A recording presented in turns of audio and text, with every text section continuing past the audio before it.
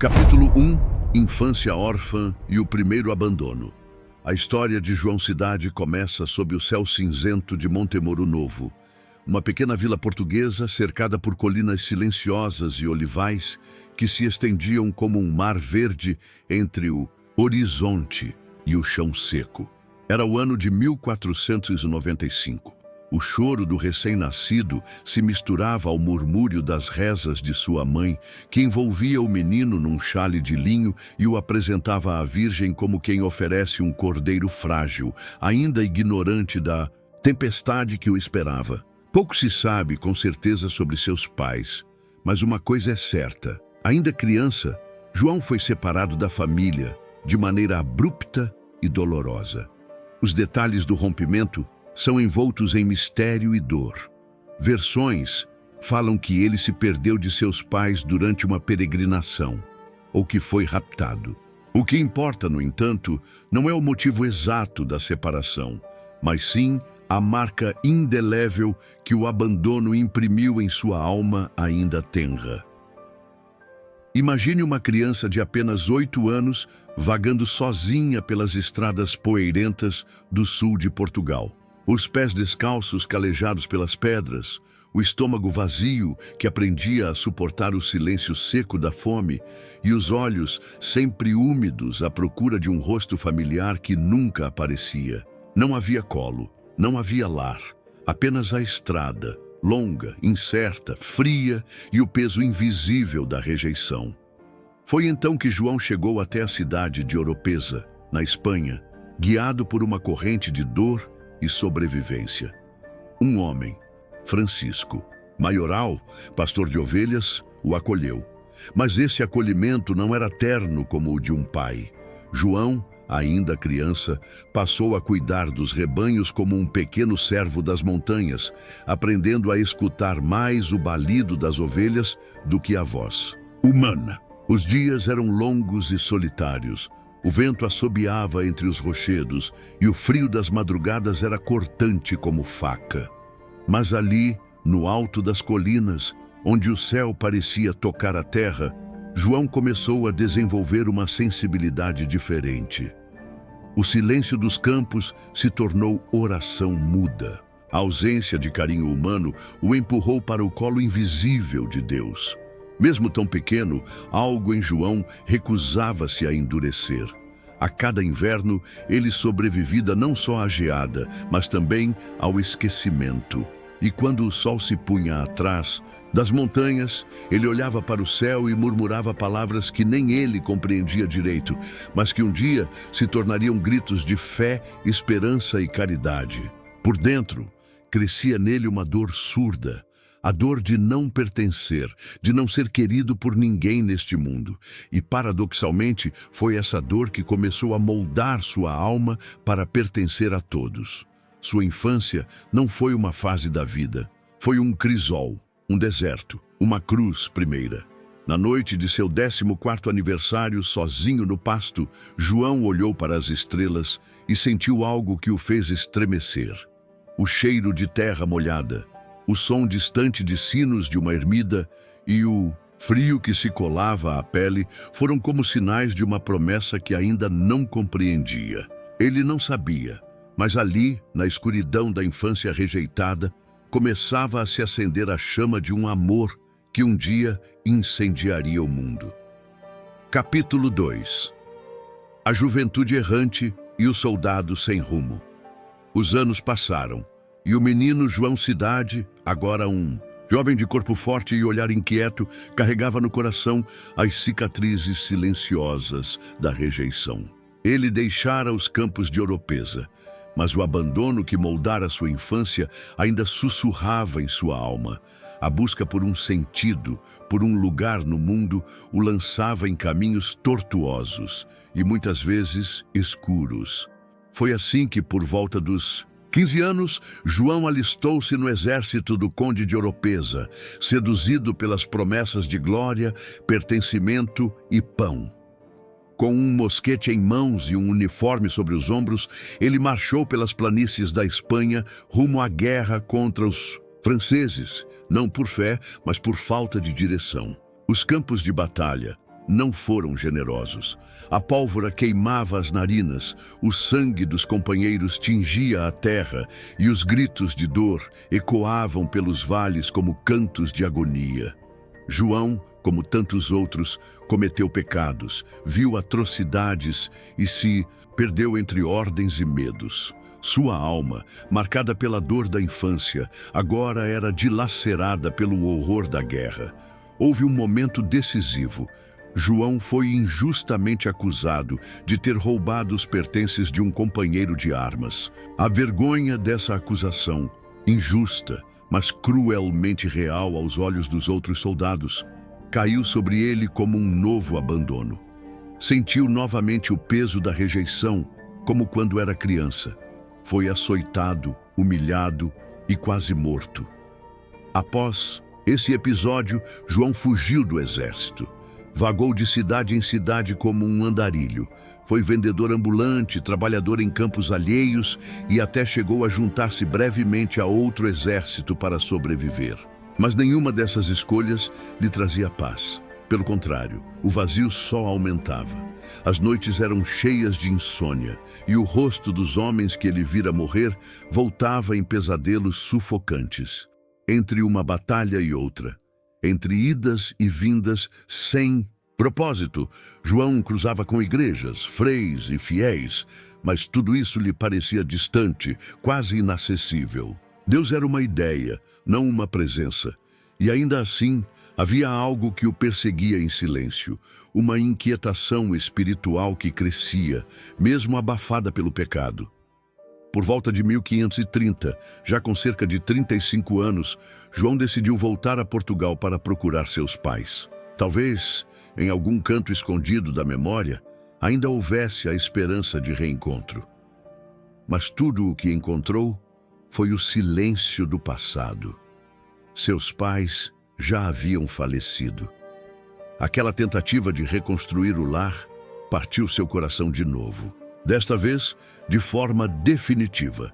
Perdido, voltou para a Espanha, agora para a cidade de Granada. Lá, tentaria recomeçar, trabalhando como livreiro, profissão que, sem ele saber, abriria caminho para sua conversão. No pequeno comércio de Duget, livros religiosos e devocionais, João começou a ouvir trechos da vida dos santos, passagens da Escritura, sermões de missionários. Sua alma, ainda que cheia de rachaduras, começou a absorver gotas de fé como terra seca, recebendo os primeiros pingos de chuva. Mas a transformação ainda não era completa. Dentro dele, a juventude errante não havia terminado. Carregava culpas profundas, vícios velados, traumas sem nome. Seu coração era uma mistura de desespero e desejo de redenção. E como tantas vezes acontece com os grandes santos, foi justamente nesse abismo interior que Deus se preparava para agir. A juventude de João Cidade foi marcada por poeira, sangue, injustiça e solidão, mas também por uma busca incansável, cega, sim, mas sincera, por sentido e amor. Ele não era ainda o de Deus. Era apenas João, o ferido, o errante, o ex-soldado. Mas Deus, em sua infinita misericórdia, já o chamava silenciosamente pelo nome que um dia lhe daria: João de Deus. E o chamado estava prestes a explodir de forma inesperada. Não numa igreja ou num milagre, mas no fogo da humilhação pública e no colapso da própria sanidade. Capítulo 3. A queda e a iluminação em Granada. Granada. A cidade respirava religião e comércio entre torres mouriscas e sinos católicos. João Cidade, com quase 41 anos, trabalhava como vendedor de livros. Era uma vida simples, quase invisível. Acordava cedo, abria sua pequena banca de volumes religiosos, atendia senhoras piedosas e monges curiosos. Por fora, parecia um homem comum, mas por dentro era uma alma à beira da ruína. O silêncio das noites lhe era insuportável. Seus pecados do passado, o sangue da guerra, os gritos dos inocentes, os rostos dos pobres ignorados, voltavam como assombrações. A culpa era uma sombra espessa que cobria tudo. E João, aos poucos, sentia-se consumido por uma angústia tão profunda que chegava a doer fisicamente. Sua mente oscilava entre a esperança difusa de redenção e o medo do inferno. Foi nesse estado que ele ouviu falar de um grande pregador que viria a Granada, São João de Ávila. No dia 20 de janeiro de 1536, a cidade se encheu. O sermão seria na Igreja Real. João foi. Não sabia ao certo porquê, mas foi. E ali, entre a multidão e os ecos da homilia, algo aconteceu. O padre João de Ávila falava sobre a misericórdia de Deus, mas também sobre a justiça. Suas palavras cortavam como espada. Pecadores! Por quanto tempo mais zombarão do sangue de Cristo? Até quando viverão como se Deus não os visse? João sentiu como se o sermão fosse direcionado a ele. O peito apertou, as mãos suaram, a vista escureceu. Era como se cada pecado de sua vida estivesse sendo exposto diante da igreja inteira. Não suportou. Saiu correndo do templo, desesperado. Rasgou as vestes no meio da rua, gritava, chorava, batia no peito. Misericórdia, Senhor! Misericórdia! Aquilo não era cena. Era colapso, era catarse, era o grito de uma alma finalmente tocada pela graça. Os passantes o olhavam com piedade e medo. Alguns riam, outros o chamavam de louco. A cena foi tão chocante que ele foi levado à força para o Hospital Real de Granada, onde eram tratados os doentes mentais. Ali, foi trancado em uma cela de pedra úmida. Recebeu espancamentos, duchas geladas, privação de comida. Era o método comum de tratamento na época. Acreditava-se que os loucos precisavam ser castigados para recobrarem a razão. A cela era escura, o chão de pedra fria, as paredes cobertas de mofo e sangue seco. Os gritos de outros internos preenchiam o ar. E ainda assim, João não blasfemou. No meio das dores, rezava: Jesus, se é assim que devo nascer de novo, então que seja. O cheiro de urina, o frio cortante das noites sem cobertor, a fome que fazia o estômago se contorcer, tudo isso ele oferecia como penitência. Na solidão daquela cela, João começou a se encontrar. Pela primeira vez em sua vida, ele sentia que estava exatamente onde Deus o queria. Ele não era mais o órfão, o soldado, o andarilho. Era agora um penitente, um homem quebrado, sim, mas nas mãos do oleiro.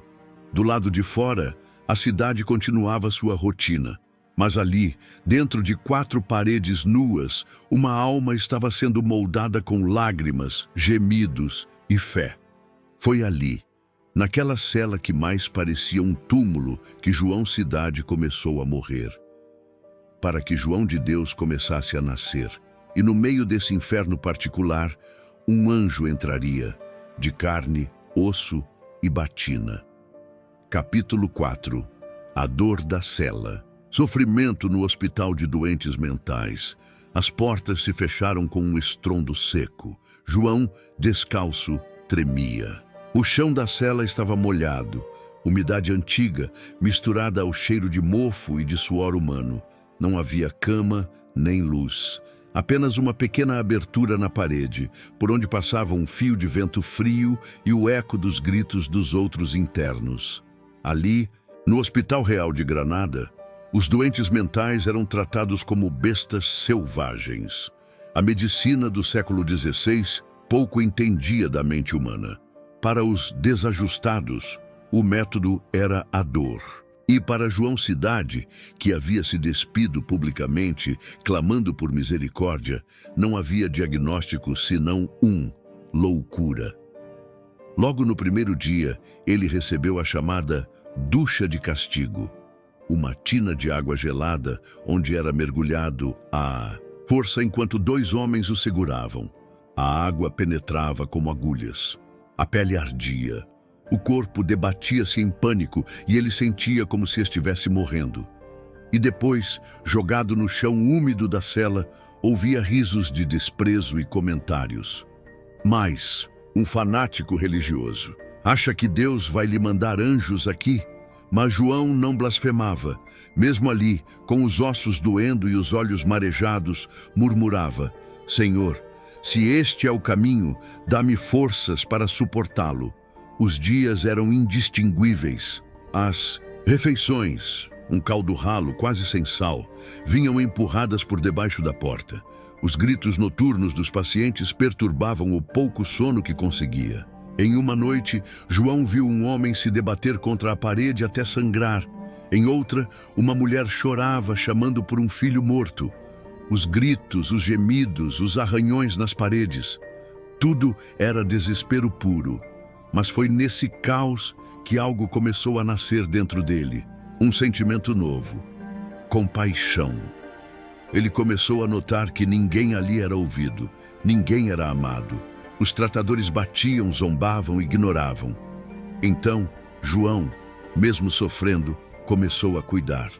Um dia, ajudou um homem a se levantar depois de uma convulsão. Noutra madrugada, arrancou um pedaço de sua camisa e enxugou as lágrimas de um interno que balbuciava o nome de uma filha. E ali, na cela dos esquecidos, João começou a se tornar irmão dos loucos, enfermeiro das almas rasgadas. No entanto, ele ainda estava à beira do colapso. A culpa por seus pecados o corroía por dentro. Será que tudo aquilo era castigo de Deus? Será que havia perdão para um homem como ele? Foi então que a providência agiu. O próprio São João, de Ávila, o mesmo que pregara o sermão que o quebrara, ouviu falar do estado de João e foi visitá-lo no hospital. O encontro foi silencioso, mas cheio de impacto. O santo olhou nos olhos dele, olhos fundos, machucados, cansados, e viu ali não um louco, mas um homem à beira da graça. João de Ávila disse poucas palavras. Deus não te chama para a destruição, mas para o serviço. O fogo que te consome não é loucura, é vocação. Essas palavras foram como um bálsamo. João chorou, não lágrimas de dor, mas de redenção. Pela primeira vez, alguém via além da casca quebrada. Pela primeira vez, alguém enxergava o propósito onde o mundo via apenas ruína. Poucos dias depois, João foi liberado do hospital. Não porque tivesse sido curado, mas porque já não. Era considerado um perigo. Saiu com o corpo magro, as roupas rasgadas, mas com o coração refeito. Aquela cela que o mundo via como prisão, ele sabia que fora útero espiritual. Ali, João Cidade havia morrido. E o homem que saía pelas ruas de Granada, com passos lentos e olhos brilhando de fé, era João de Deus. O sofrimento, o abandono e os gritos da insanidade se transformaram em alicerce de uma missão que incendiaria o mundo com amor. Capítulo 5. A visita de São João de Ávila e o novo chamado. Granada amanhecia com um leve nevoeiro cobrindo os telhados. O sino da catedral tocava preguiçoso, anunciando uma nova manhã comum. Mas para João Cidade, aquele dia era o prenúncio de algo sagrado. Havia deixado o hospital poucos dias antes. Não carregava moedas nem planos, apenas a certeza silenciosa de que Deus o chamava para algo maior. Sua aparência ainda era de um mendigo, roupas gastas, rosto encovado, cabelos desalinhados, mas seus olhos agora tinham uma chama serena, impossível de apagar. Caminhava pelas ruas com passos humildes, observando, escutando e sentindo. Sentia o abandono das crianças largadas nas esquinas. Sentia o cheiro acre dos doentes ignorados nas sarjetas. Sentia a frieza com que os comerciantes desviavam dos aleijados pedintes. Tudo isso, antes invisível, agora saltava à sua frente com uma dor aguda. Era como se o sofrimento alheio tivesse se tornado parte dele. João carregava dentro de si as dores dos outros, como se sua alma fosse uma grande taça de misericórdia, sempre aberta para receber as lágrimas do mundo. Foi nesse contexto que voltou a procurar São João de Ávila. O reencontro não foi grandioso, sem testemunhas, sem alarde. Mas foi ali que a direção da sua vida foi selada com palavras que soaram como ordem e consolo ao mesmo tempo. Vá, João, e cuide dos pobres, ame como Cristo amou. Não apenas com palavras, mas com gestos, viva para os que ninguém quer. Essas palavras caíram em sua alma como faísca sobre palha seca. Ele não duvidou, não perguntou como faria. Apenas entendeu que, a partir dali, sua missão era viver pelos outros, especialmente pelos esquecidos. Começou devagar, com o pouco que tinha. Vendeu os livros que lhe restavam e usou o dinheiro para comprar pão e cobertores. Nas vielas de Granada, onde antes vendia palavras, agora distribuía cuidado. A cada doente que encontrava, lavava os pés. A cada criança faminta, oferecia alimento e bênção. A cada mulher abandonada, dirigia palavras de consolo. Mas não era apenas isso. João não queria apenas ajudar os pobres. Queria viver com eles, sentir o que sentiam, carregar suas cruzes. Em pouco tempo, passou a dormir nas mesmas calçadas, nos mesmos cortiços. Tornou-se um deles. E por isso conquistou algo mais precioso que admiração: confiança. As pessoas começaram a vê-lo como um homem de Deus. O louco que virou santo, diziam. Outros ainda zombavam. Olha lá o fanático doente, carregando leprosos como se fossem relíquias. Mas João sorria. Os insultos já não o feriam. Ele havia entendido que servir era o caminho mais curto para amar. Em 1537, alugou uma pequena casa, um cubículo de pedra, com janelas estreitas e piso de terra batida. Ali, acolheu os primeiros doentes. Lavava suas feridas, preparava sopas, trocava as roupas sujas. O cheiro era forte, a visão era difícil. Mas para João aquilo era altar. Cada cama era um sacrário, cada chaga, um espelho da paixão de Cristo. As noites passadas em vigília eram entrecortadas por orações murmuradas e gemidos de dor. Quando faltava comida, jejuava junto com os pobres.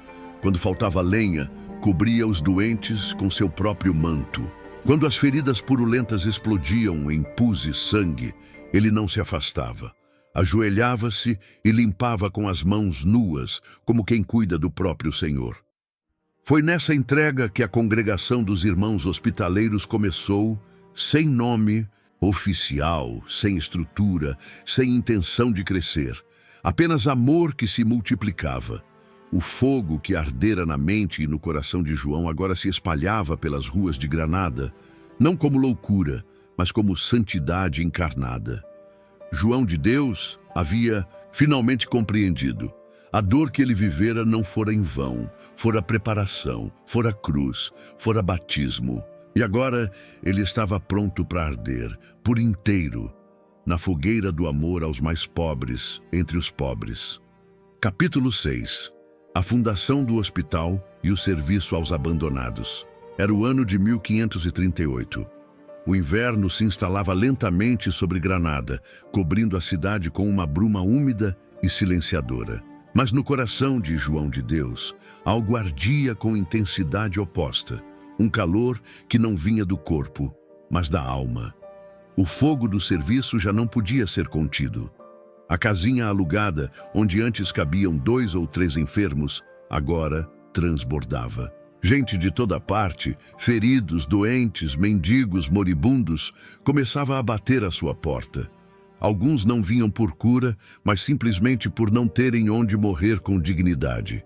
E João os acolhia a todos. Com os braços sempre ocupados, ora carregando um paralítico, ora limpando escarros de tuberculosos, João percebeu que precisava de algo maior. E ali, no coração da cidade, deu o passo mais ousado. Fundou o Hospital da Caridade de Granada, o primeiro com um funcionamento baseado não em doações regulares, mas na fé ativa de um homem só. O prédio era simples, sem luxo. Paredes de adobe, chão batido, camas feitas de palha. Mas o ambiente exalava algo inexplicável. Paz, Quem entrava ali sentia que Deus morava naquele lugar. As velas, acesas mesmo durante o dia, perfumavam o ar com cera e oração. O som constante era o das ladainhas sussurradas, dos pacientes sendo lavados e dos passos firmes de João entre os corredores. João não era médico, mas conhecia cada febre. Não era enfermeiro, mas sabia onde doía mais. Seu atendimento era integral, corpo, alma, coração. Quando alguém chorava, ele sentava ao lado. Quando alguém morria, ele segurava a mão até o último suspiro. Em tudo havia um toque de ternura, como se cada doente fosse o próprio Cristo sofrendo novamente. Mas o trabalho não era só dentro do hospital. João saía às ruas, batia de porta em porta, pedia alimentos, roupas, madeira para aquecer os quartos.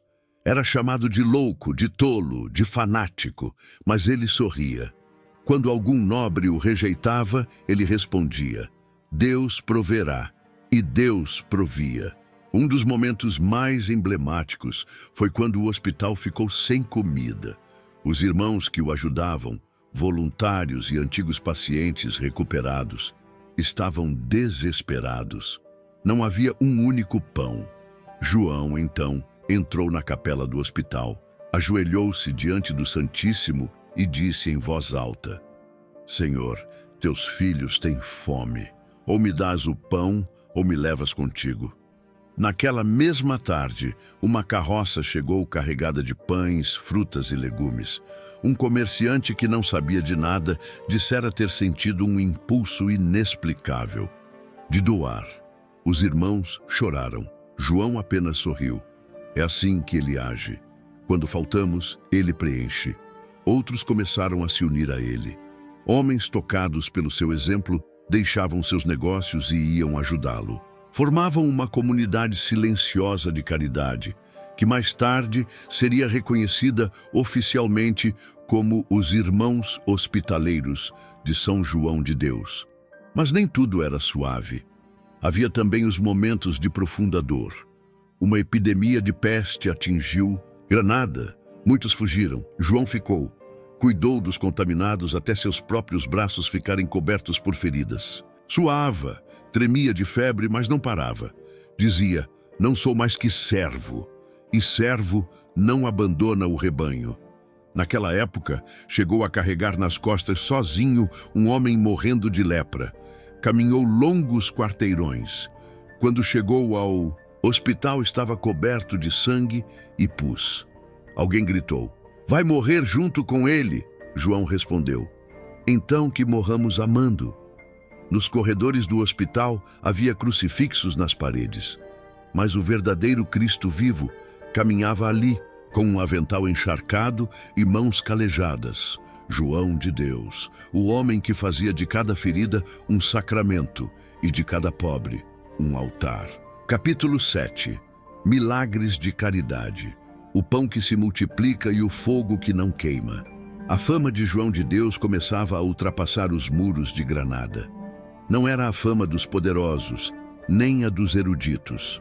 Era uma reputação sussurrada entre as viúvas, os paralíticos, os órfãos, aqueles que, ao tocarem sua mão, sentiam-se tocados por algo além da humanidade. João não buscava milagres, mas os milagres o seguiam e surgiam exatamente onde a esperança era impossível.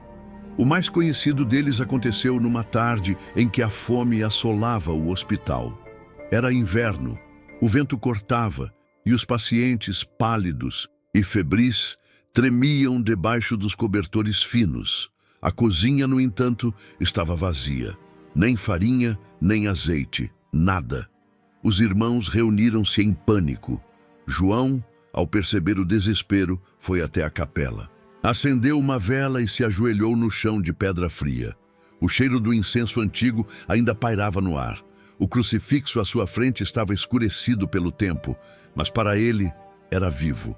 Orando com fervor, João disse: Senhor, não temos pão, mas temos fé. Aumenta a tua presença como um dia aumentaste os pães nas mãos dos apóstolos. Pouco depois, um camponês bateu à porta. Disse que havia colhido mais do que precisava. Trouxe sacas de trigo, frutas, até carne curada.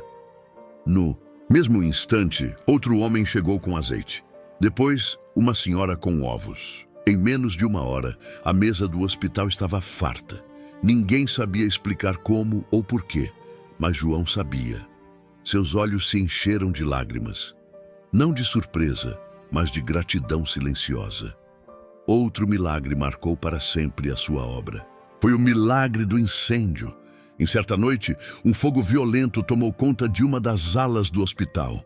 As chamas cresciam com rapidez, lambendo as vigas de madeira, lançando fumaça espessa que sufocava. Os irmãos corriam, desesperados, tentando salvar os doentes. João, ao ver o fogo, entrou correndo no meio das labaredas, sem proteção alguma. Gritaram para ele não entrar, mas ele não ouviu. Ou melhor, ouviu outra voz, dentro do coração, que dizia: salva os meus. Lá dentro carregou doentes nos braços, puxou camas, abriu janelas para ventilar. As chamas tocavam suas vestes, mas não o consumiam. Quando enfim saiu, coberto de fuligem, os olhos lacrimejando de fumaça, os irmãos se espantaram. Seu corpo não tinha sequer uma queimadura. Mais tarde, alguns tentaram dar explicações naturais. Diziam que talvez o fogo não fosse tão intenso, mas os que estavam lá sabiam. O hospital estava condenado a virar cinzas. Se não fosse por aquele homem que entrou como servo e saiu como chama viva da misericórdia de Deus. Houve ainda pequenos sinais cotidianos, pães que nunca terminavam na cesta, cobertores que pareciam se multiplicar nos dias de frio, remédios que bastavam para muitos, mesmo vindos de frascos quase vazios. Mas João não se vangloriava, sempre dizia: o maior milagre é amar como Cristo nos amou. E esse era o milagre diário que mais impressionava. Sua paciência infinita com os difíceis, sua ternura com os que todos rejeitavam, sua coragem diante da miséria, sua alegria apesar da dor. Era impossível não chorar ao vê-lo lavar os pés de um leproso, beijar a testa de um moribundo ou cantar hinos simples enquanto acalentava um órfão febril. O povo começou a chamá-lo de Santo Louco, apóstolo da misericórdia, anjo dos pobres. E mesmo os mais céticos, ao passarem pela porta do hospital, faziam o sinal da cruz. Não por medo, mas por respeito ao sagrado que ali habitava. Os milagres de João não eram apenas fenômenos sobrenaturais. Eram respostas do céu a uma caridade que queimava como fogo, que alimentava como pão, que curava como remédio e que abraçava como uma mãe. Capítulo 8. A morte entre os pobres e a consagração. O corpo já dava sinais.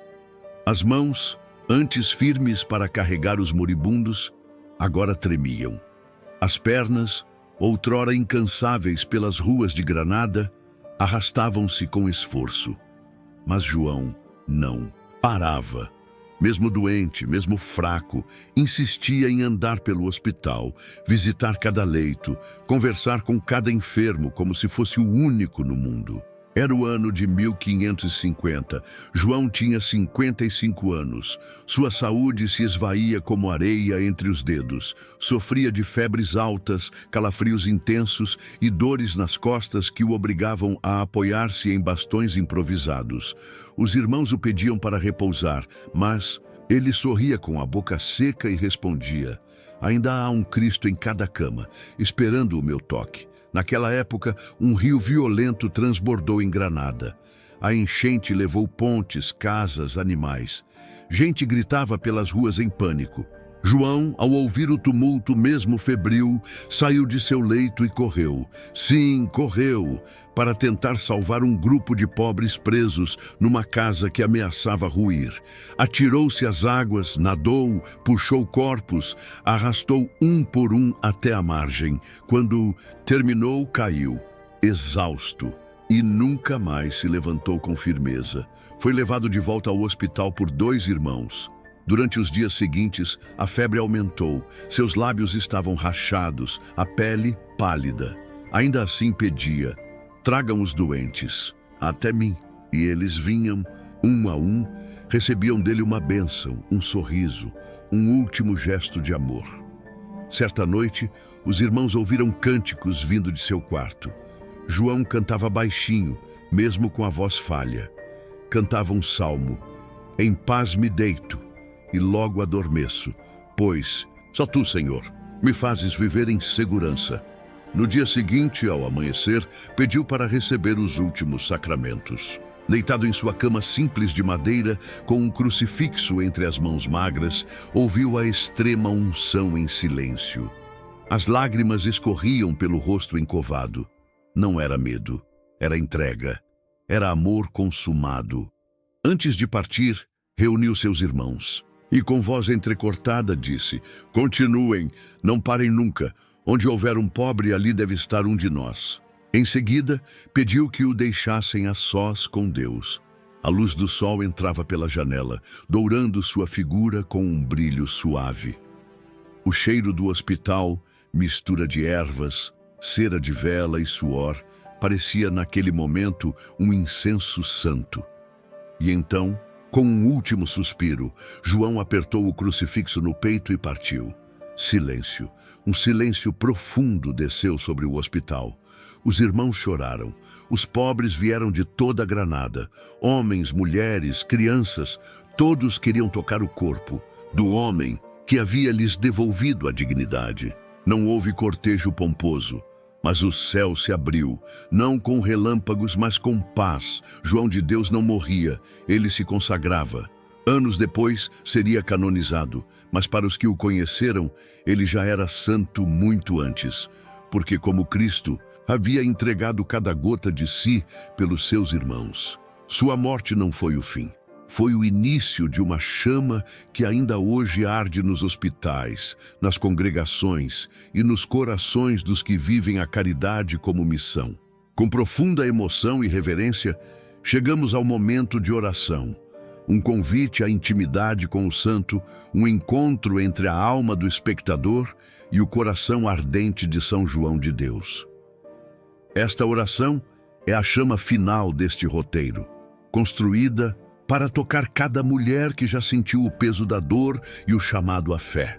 Senhor Jesus Cristo, que escolheste os pequenos e os desprezados para serem teus grandes instrumentos de amor, nós nos colocamos agora em silêncio, como quem entra num santuário onde a dor foi transformada em misericórdia. Ouvimos o eco dos gritos no hospital de Granada. Sentimos ainda o cheiro do incenso misturado ao suor dos doentes e vemos diante de nós a figura simples e luminosa de São João de Deus.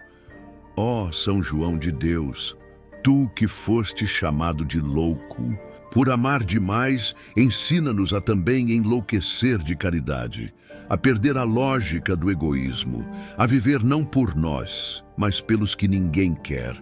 Tu que conheceste o abandono desde criança, abraça agora, em espírito, cada mulher que reza esta oração com o coração ferido, que já sentiu o gosto amargo do esquecimento, que já chorou por amor perdido, por filhos distantes, por sonhos quebrados. Tu que lavaste feridas com as próprias mãos, lava agora com tua intercessão as feridas invisíveis da alma de quem sofre calada. Intercede, ó servo fiel, por aqueles que estão em hospitais, em asilos, em leitos de dor. Faz-te presente com tua presença espiritual nas casas onde reina a solidão, nas noites em que o travesseiro se torna altar de lágrimas. Ensina-nos a amar como tu amaste, sem medidas, sem medo, sem esperar retorno. Faz de nós instrumentos da paz que só vem do céu, da compaixão que não julga, do gesto simples que salva. Dá-nos, ó João de Deus, a coragem de carregar os doentes, de beijar as feridas do mundo, de transformar a dor em altar e o sofrimento em missão. Pede a Jesus por nós. Pede por esta mulher que agora reza contigo. Pede por seus filhos, por sua família, por sua saúde, por sua esperança. Que o fogo da tua fé acenda novamente a luz nos corações cansados. E quando vier nossa hora, como veio a tua, Que estejamos também com um crucifixo no peito, um sorriso no rosto e uma palavra de amor nos lábios. Amém.